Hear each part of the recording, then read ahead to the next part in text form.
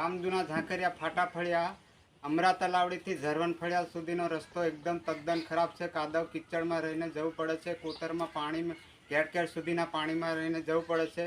એટલા માટે અમારે રસ્તો બનાવવા માટે આજે વર્ષોથી માંગણી કરી રહ્યા છે, પણ માંગણી અત્યારે કોઈ સ્વીકારી નથી રહ્યું.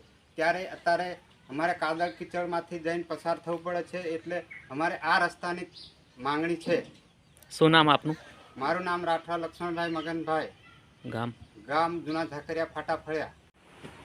અમારે આ વર્ષોથી શમશાન જવા માટેનો રસ્તો હારીને જ જઈએ છે અને કેળ પાણી ઉતરીને જવું પડે છે.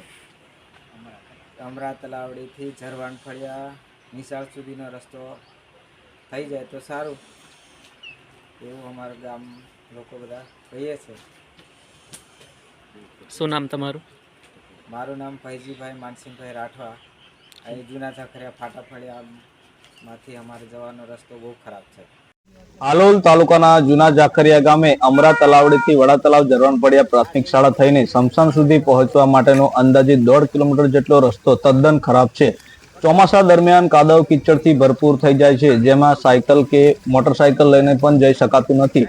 ચાલતા જવાનું ઘણું જ મુશ્કેલ છે. ત્યારે આ વર્ષે ગત તારીખ 11/9/2024 ના જૂના ઝાંખરિયા ગામના મોતીભાઈ મોહનભાઈ રાઠવાનું અવસાન થતા તેમના મૃતદેહને સ્મશાન સુધી પહોંચવા માટે આ રસ્તા સિવાય બીજો કોઈ રસ્તો ન હતો. તેથી આ રસ્તામાંથી થઈને સ્મશાન સુધી મૃતદેહને લઈને જવામાં ઘણી બધી મુશ્કેલીઓમાંથી પસાર થવું પડ્યું હતું. આ રસ્તામાં કાદવ કિચડ અને વચ્ચે કોતરના પાણીમાં થઈને યાત્રામાં જવું પડ્યું હતું, જેથી આ રસ્તો વહેલી તકે બનાવવા માટે તંત્ર સજાગ થાય તેવી ગામ લોકોની માંગ છે.